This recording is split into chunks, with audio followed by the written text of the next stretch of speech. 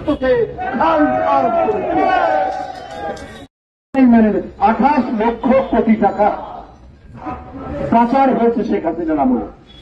একটা হিসাবে দেখেছিলাম যে 18 লক্ষ কোটি টাকা, আর পাচার হয়েছে, ঋণ পেয়েছে 18 লক্ষ কোটি টাকা, আর পাচার হয়েছে 17,60,000 কোটি টাকা। কিন্তু শ্বেতপত্র যেটা প্রকাশ হয়েছে সেখানে পাচার হয়েছে 28 লক্ষ কোটি টাকা।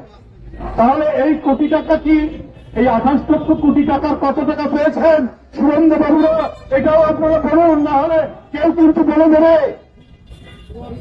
বিজেপির কোন কোন নেতা পেয়েছেন শেখ হাসিনার পাচার করা 28 লক্ষ কোটি টাকার ভাগ?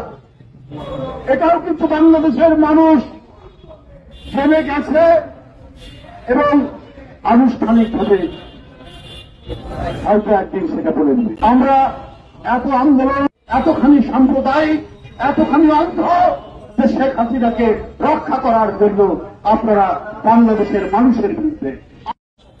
ভারত সহ যত ক্ষুদ্র রাষ্ট্র, বড় রাষ্ট্র আছে, প্রত্যেকেরই স্বাধীনতা সার্বভৌমত্বে আমরা মর্যাদা দেই।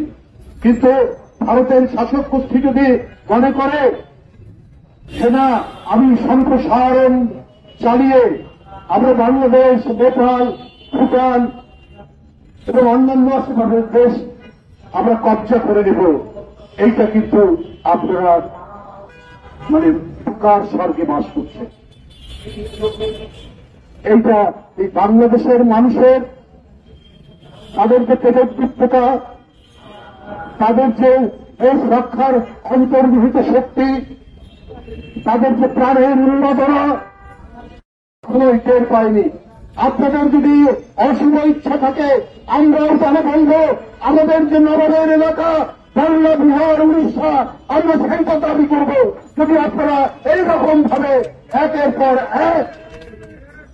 একের পর এক বাংলাদেশের বিরুদ্ধে আগ্রাসী ভূমিকা পালন করে।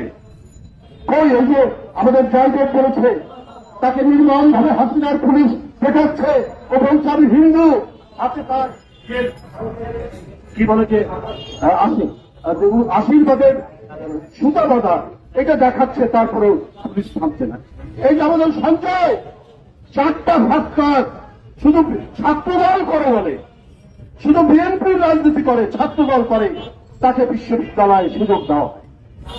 অবনন্দ দাস অপু, তার স্ত্রী ঢাকা বিশ্ববিদ্যালয়ের ছাত্র ছিল, তার স্ত্রী ঢাকা বিশ্ববিদ্যালয়, সে সরকারি চাকরি করে, শুধু অপুর স্ত্রী হওয়ার কারণে এক কলেজে ভর্তি করে দেয়। শেখ হাসিনার বিরোধ থেকে জাতীয়তাবাদী মুসলমান, হিন্দু কেউ রক্ষা পায়নি, কাউকে রক্ষা দেওয়া হয়নি। আপনারা শুভেন্দু বাবুরা, উনি শুনেছি এর আগে নাকি অন্য দল করতে, প্রায় দল বদল করেন। নীতি ছুট, দল ছুট লোক, আদর্শ ছুট লোক, এদের যে কোনো আদর্শ থাকে না, সেটা ওই শুভেন্দু বাবুর বক্তব্যের মধ্যে দিয়ে আমরা পাই, যেটা ইউটিউবে আমরা দেখি। যাই হোক উপস্থিত বন্ধুরা, আজকে